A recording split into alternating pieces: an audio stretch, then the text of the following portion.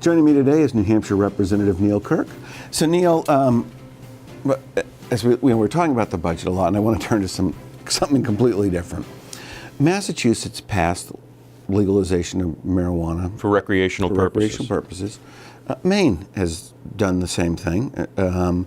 My guess, and I don't know if I'm not a person who reads the tea leaves, but if I were to try, I'd say Vermont is going to be close enough to that relatively soon.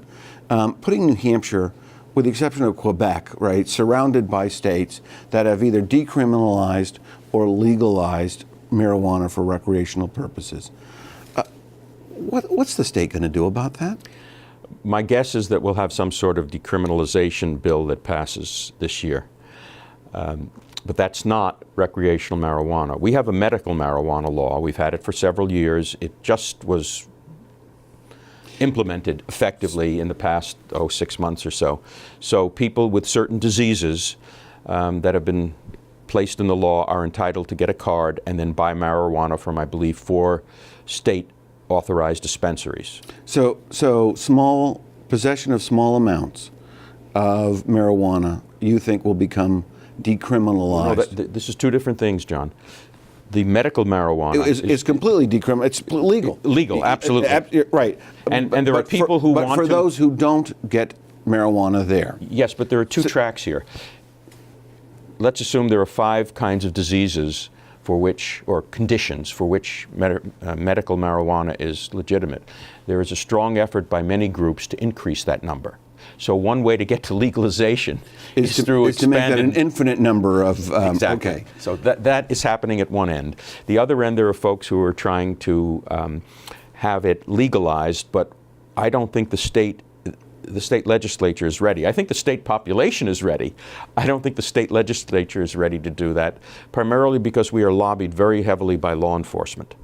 At this point, law enforcement, I think, has accepted the fact that decriminalization is likely to happen, and so they have not come out in force against it as it's going through the legislative process as they have in past years, which sends a signal. So I believe there's a decent chance that we will decriminalize marijuana, small amounts. Yeah, so what that means is that a person, or half an ounce, or whatever. It means that a person who is smoking it, but not dealing it, not selling, right, would be able to do so. And while he might be arrested and given a summons for that, it would be like a parking ticket or a speeding ticket. It would be considered a violation, not a misdemeanor and not a felony. No going to court, pay your fine. Or you'd have to go to court, or you'd pay your fine by mail, however it would be. So that certainly is something that could happen. One of the problems that we have in our jails is that too often we have people who are drug users, but not necessarily, and they may be dealing to some extent, but they're not necessarily big-time dealers. And that's a real problem, because while the courts are intelligent and recognize that people who use marijuana really shouldn't be in jail and normally don't sentence first-time users, second-time users in jail, right now there's a possibility that some of those users could be sentenced to jail, and that's not a good use of jails, which are expensive, and that's not an appropriate consequence for using a drug such as marijuana. So I think that we will probably legalize it. Excuse me, decriminalize. I was going to say. Decriminalize yeah, it. I thought I had a headline there for a second. I think we'll probably decriminalize it, but not legalize it. Now, remember, Maine, while they've voted to do it, have not set up the system yet. You can't buy, I believe, you cannot buy marijuana legally in Maine at this point. And I know Massachusetts hasn't done it yet. These are things that will be happening. Well, and that's what I'm just saying. As I look forward, we get sort of an island different from the other states. And I was just curious. We're almost at a time, so in 15 seconds, if you could get one thing through that you would like to get through this year, what would it be? From a budget point of view, the one thing I would like to be able to do is to make sure that poor school districts, property poor school districts, get additional state assistance, because our formula for funding an adequate education, while it's constitutional, is based on the number of students that you have. As your numbers increase, you get more money. As your numbers decrease, you get less money.